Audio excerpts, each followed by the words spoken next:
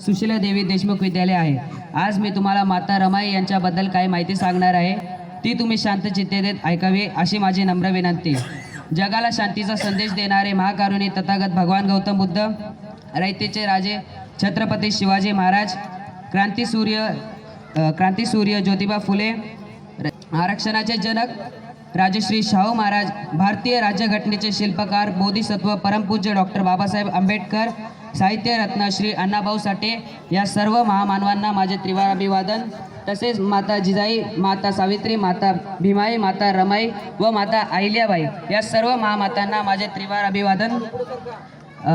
7 February रोजी माता रमाई यांची जयंती। 7 फेब्रुवारी 1898 रोजी त्यांचा जन्म झाला।